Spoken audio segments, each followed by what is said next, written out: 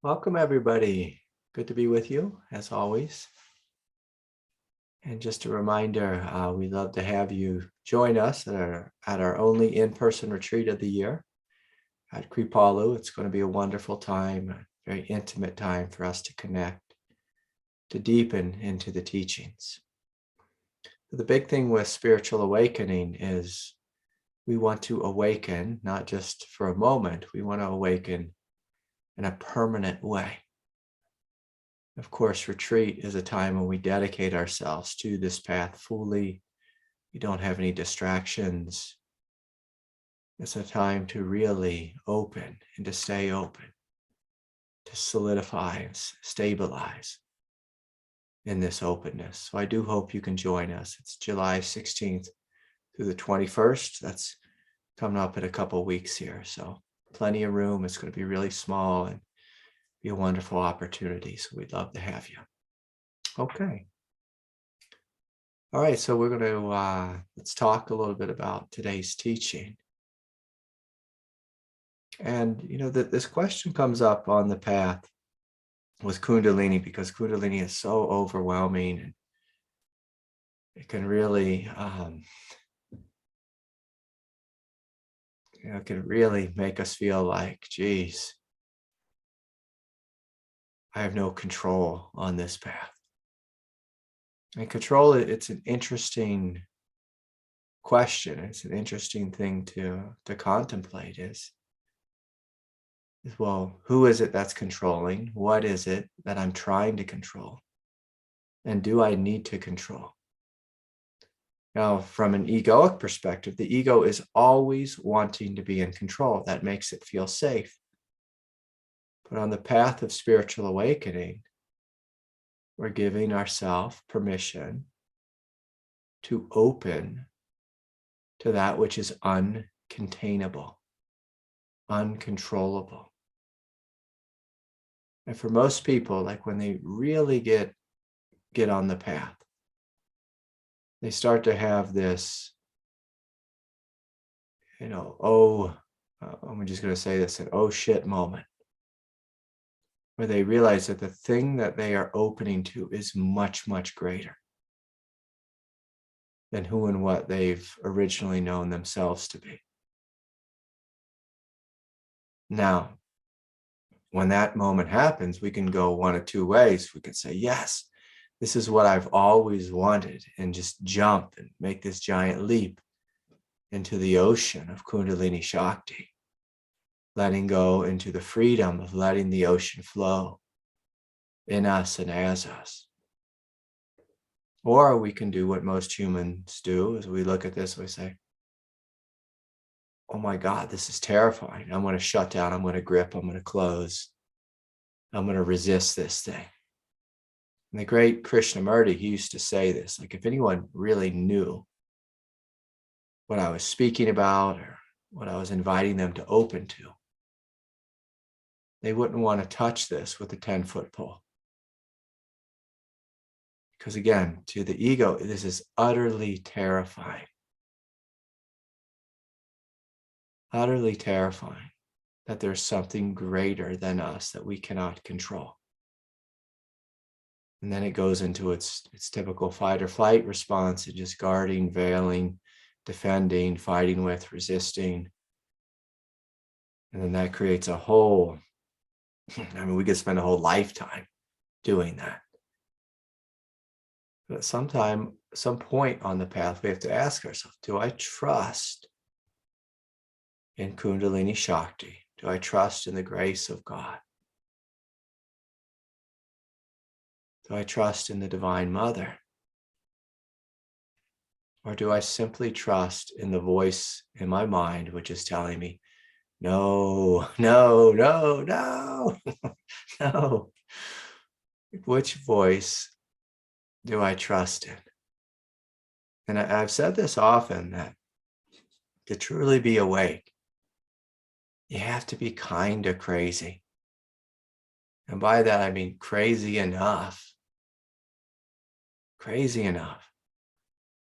to let go of your egoic identity. To let go of your egoic identity. Now, I can't remember if I told this story in satsang. I don't think so, because this just happened. But I was with my little girl, and we were riding bikes, and actually she was riding on the back of my bike, and we pulled up to the crosswalk, and there was a lady there at the crosswalk. She was probably mentally ill, but she had like all her stuff in a box, and she didn't have any shoes on, and she's getting ready to walk across the street. Normally, someone's walking down the street without shoes on here in the United States. Yeah, there's a fair chance. One, they're a hippie, or two, they're mentally ill. And in this case, it was mental illness. And the reason I bring this up is because our ego has a protective mechanism in it that says, I never want to let go of control fully, because there's a chance that I will go off into la la land, into, again, this won't be politically correct, but loony land. I'll go off into psychosis land.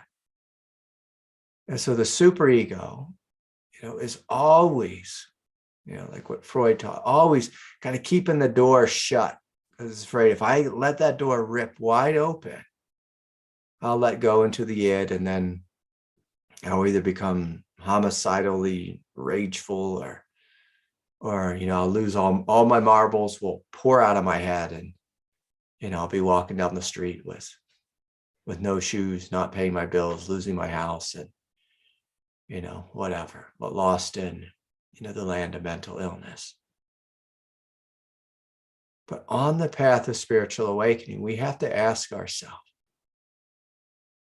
like, if I truly open, like, am I really going to go crazy?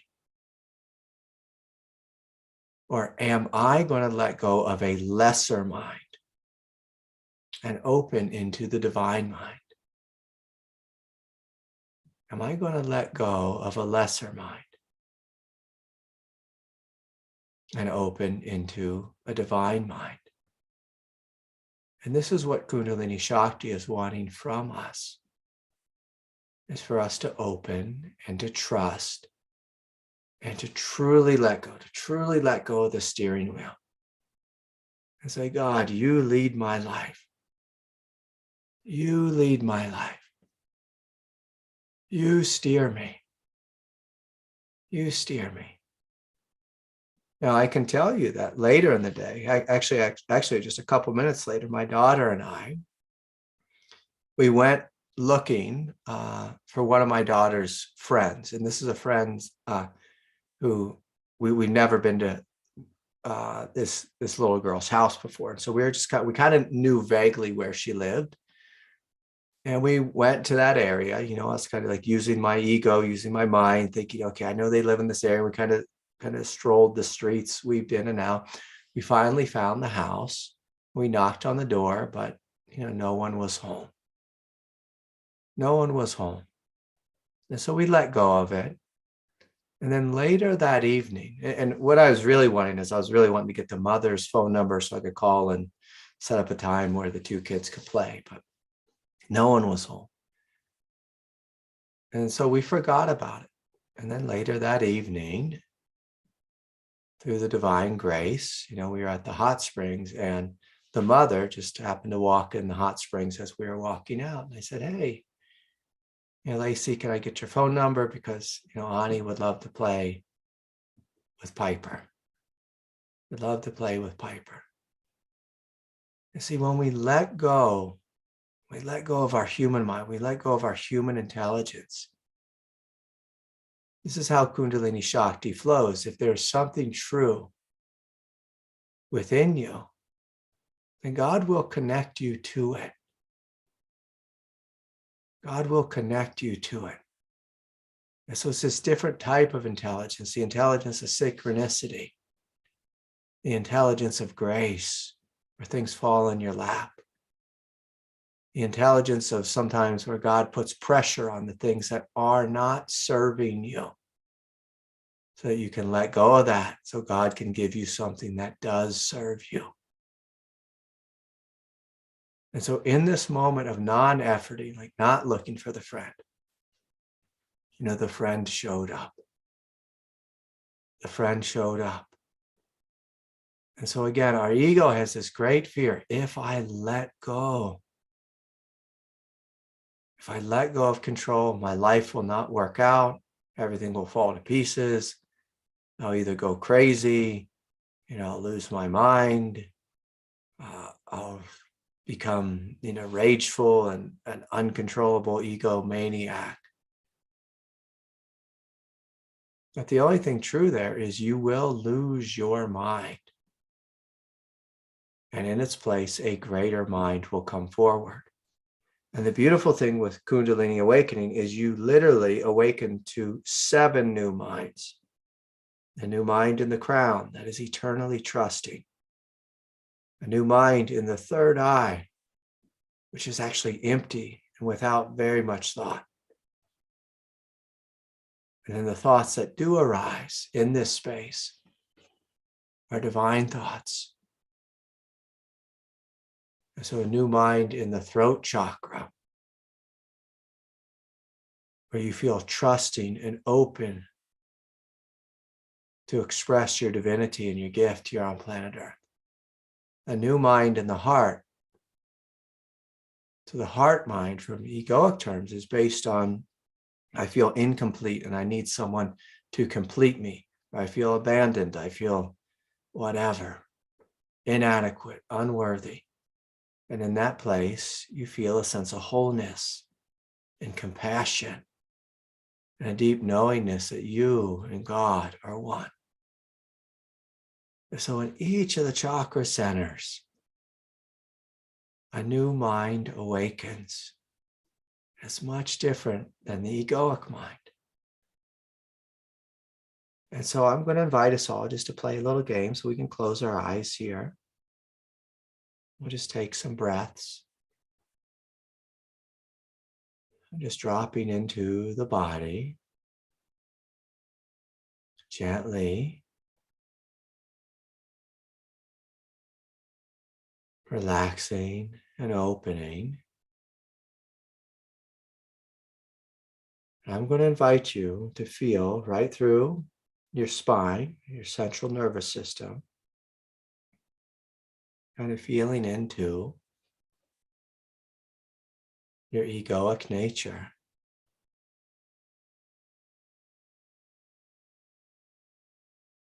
And we're just asking, how do I subtly or overtly control or guard or resist this life? Like, how do I subtly or overtly guard, control, resist this life? And so I invite you to feel, especially in the space of the third eye, the throat, the heart, the solar plexus in the belly. And just see as you feel into these centers, just noticing.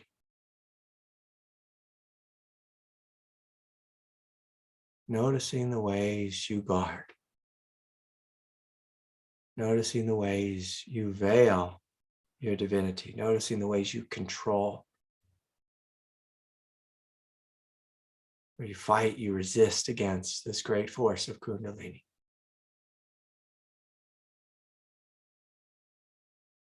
Just noticing that.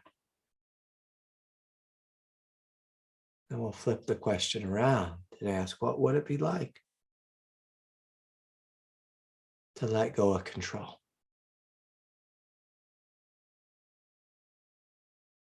What would my experience be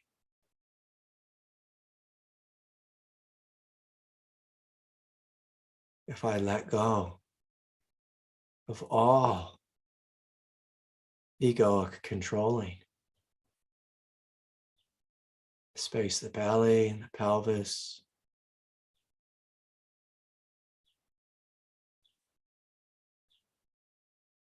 You can even feel right now what happens. What happens? You let go of any sense of control. any sense of resistance or holding.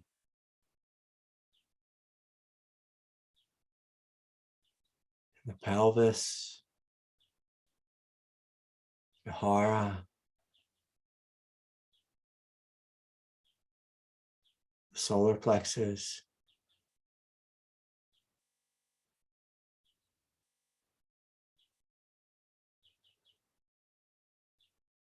so what happens?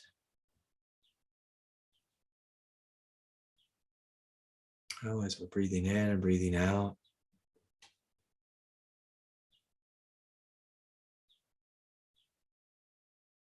are you willing to trust more fully that it's okay, that it's safe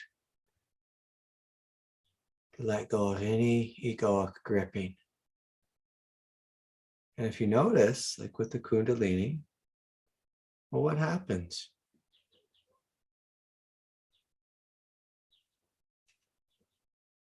What happens to the Kundalini?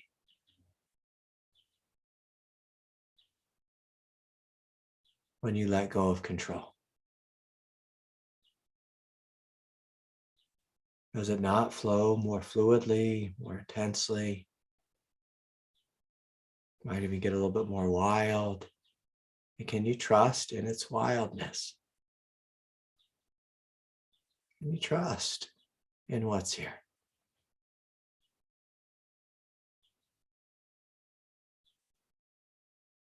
And so if you feel into your heart now,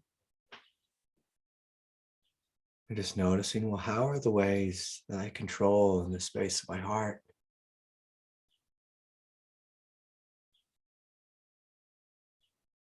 You know, how do I shut down and resist, fight with life,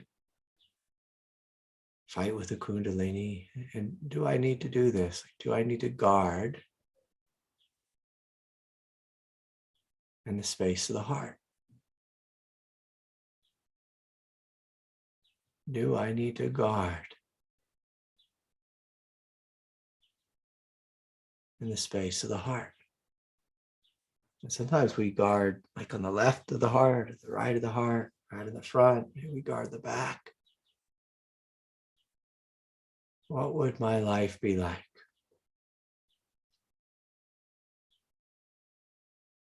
if I allowed my heart to fully be open? And so again, you might notice this Kundalini beginning to flow more fluidly right through the heart, flowing through the pelvis, up the spine, to the hara, the solar plexus, the heart. And can we trust? Can we trust? Can we trust? What is my experience when I let go of control? Do I need to control? So feeling into the throat. You can even imagine the throat chakra just being blown wide open. The throat tends to be a place where we really egoically control. What would be my experience? I allow myself to express my divinity freely, openly. Is there any part of me that's afraid of this? Afraid of sharing my heart with the world? Maybe a fear of rejection, a fear of maybe this explosive Kundalini might flow out of me and I might just be singing in the rain, singing in the streets, singing in the sunshine.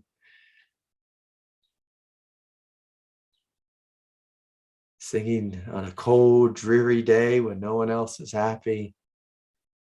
Sometimes we hold ourselves back for all these silly reasons, not wanting to disturb the collective unconsciousness.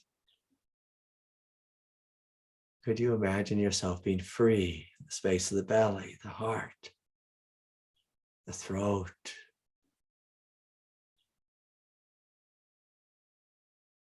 As you feel into the mind, just noticing if there's places in your mind that you really control. Often it's through judgment, criticism.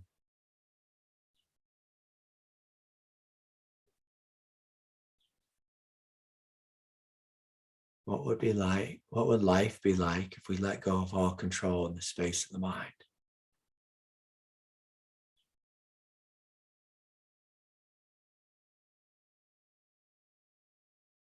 Just noticing, the space of our mind becomes much more expansive when we let go of control.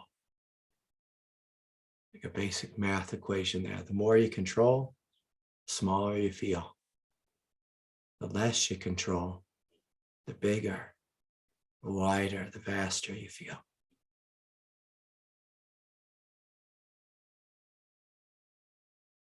And then finally, let us open the crown chakra. What would it be like? My crown was never closed. The grace of God could always eternally pour into me. What's that like? What's that like? If we open ourselves in every moment to the grace of God. And no doorway, no wall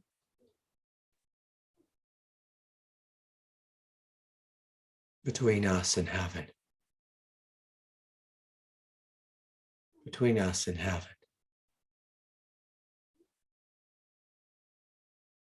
And so with ourselves fully open again, just feeling, imagining, welcoming. There's this column of Kundalini flowing up through the central channel, pouring into heaven. And simultaneously the grace of heaven pouring down into you, merging with you to such a degree that we let go of any and all shred of ego. We let go of any and all sense of division or separation from the vast immensity and divinity that we are. That we are. And so anyways, this is a beautiful question to play with. You can open your eyes if you like. But this question of, well, who would I be? What would my experience be if I didn't control? If I didn't control. So when we're controlling, we're fighting against the thing that we think we don't want. It's like just a preemptive egoic strategy, defense against life. In a real positive way, we could ask ourselves, well, what am I like? Am I an ego or am I divine? Is this Kundalini Shakti something that's coming into me? Or is Kundalini Shakti the very fabric, the very aliveness of my own nature? And if it's that, do I need to guard against it? Do I need to fight against it? Do I need to try to control what I already am? Do I need to control what I already am?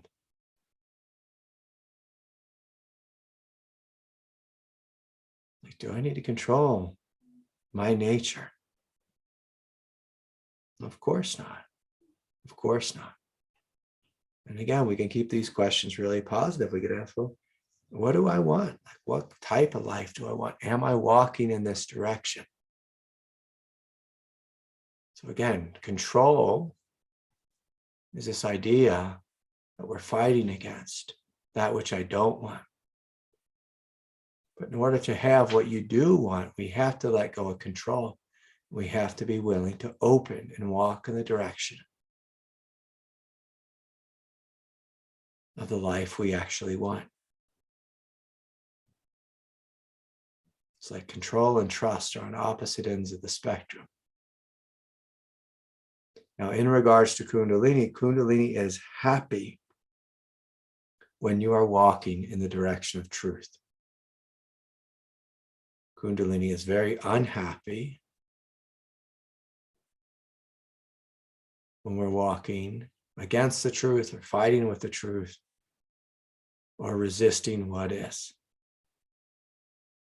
Resisting what is. And so if we want to walk this path efficiently, we walk it in a positive way, an open-hearted way, where we're not controlling, but rather trusting in the grace of the divine, the grace of Kundalini Shakti, and the grace of our true nature.